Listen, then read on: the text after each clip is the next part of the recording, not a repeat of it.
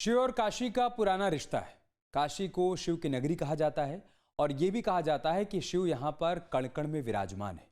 मंगलवार को सूजाबाद के मछुआरे जब गंगा में मछली मार रहे थे तो उनके जाल में एक भारी भरकम शिवलिंग आ गया, जो 9वीं से 12वीं सदी के बीच का माना जा रहा है।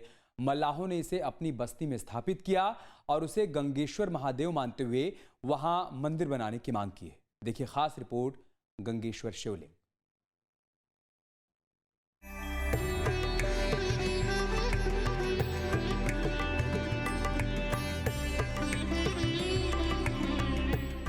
मंगलवार 9 जून को शिव की नगरी काशी में एक अजूबा हुआ। वाराणसी के सूजाबाद इलाके में जो नाविकों की बस्ती है, वहां के मछुआरे गंगा में जाल डाले हुए थे और उस जाल को जब बाहर निकाला गया तो हर कोई स्तब्ध रह गया।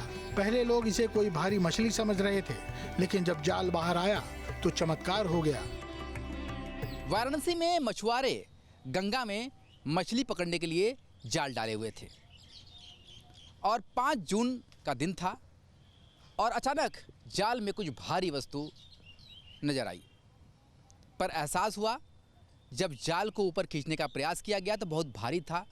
1-2 व्यक्तियों से ये पूरी तरह से बाहर नहीं आ रहा था।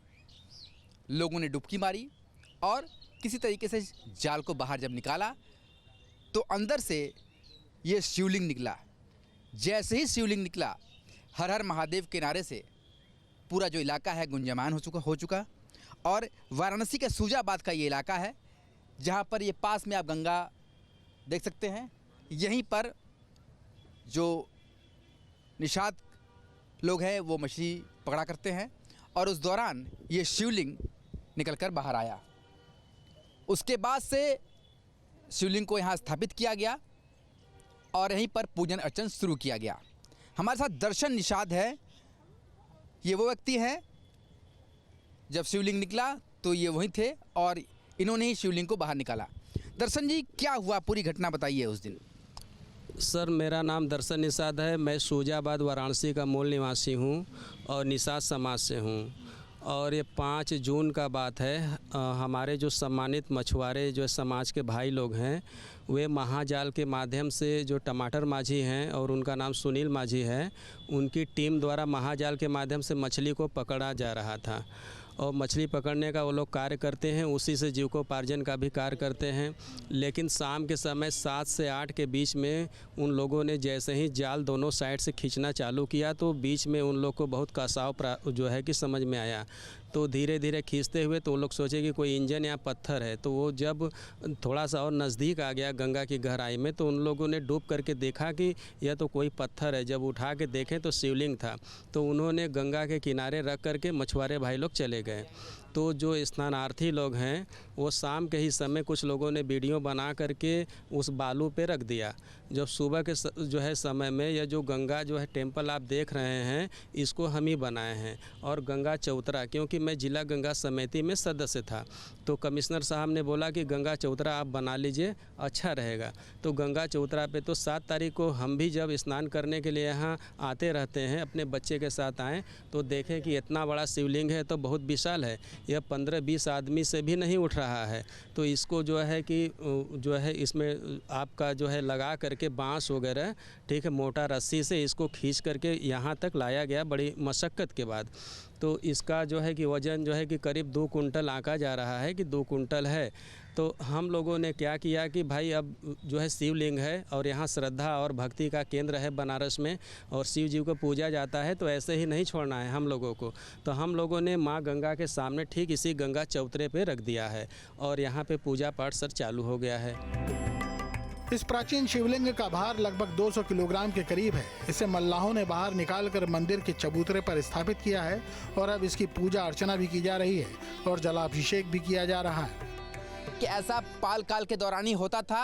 हालांकि ये शिवलिंग कैसे गंगा में गया, इससे लेकर के लगातार शोध होना बाकी है। पर बीएचयू के पुरातत्वविद ये भी मानते हैं कि कहीं ना कहीं समय काल के दौरान हो सकता है कोई मंदिर हो और वो गंगा में चला गया हो और उस दौरान ये शिवलिंग हो, या फिर एक काल ऐसा भी आया कि जब शिवलिंग को लोग संरक्षित करने के लिए मुगल काल के दौरान इसे गंगा में दे दिया गया, विसर्जित कर दिया गया ताकि शिवलिंग सुरक्षित रहे, तो ये भी एक कारण हो सकता है। हालांकि ये शोध का विषय है, पर जिस तरीके से शिवलिंग मिला है इसे लेकर के वाराणसी नहीं बल्कि जहां जहां खबर जा रही है लोग बाबा के दर्शन के लिए पहुंच रहे हैं।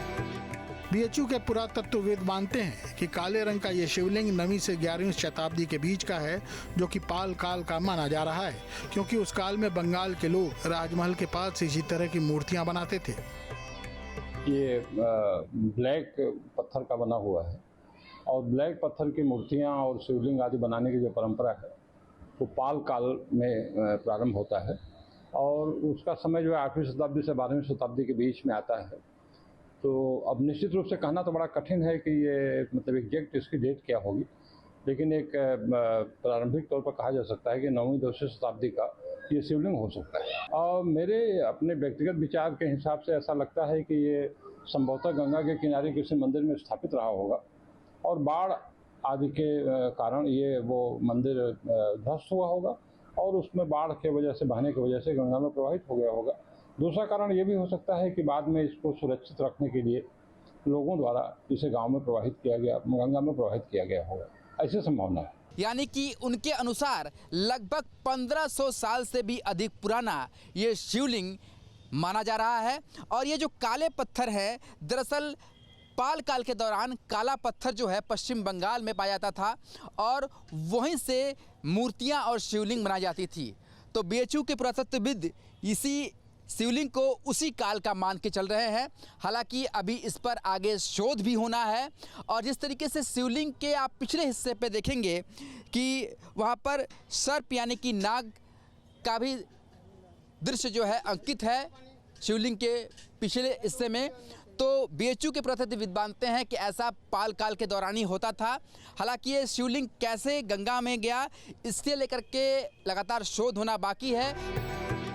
अब गंगा से निकले शिवलिंग को यहाँ के लोग गंगेश्वर महादेव मानकर उसकी पूजा अर्चना कर रहे हैं और मान रहे हैं कि शिव साक्षात यहाँ पधारे हैं। जैसे जैसे खबर फैल रही है कि माँ गंगा से शिवलिंग प्राप्त हुआ है और ये शिवलिंग बेहद प्राचीन है, वैसे वैसे श्रद्धालुओं की कतार यहाँ पर सूजाबाद में लगती जा रही है।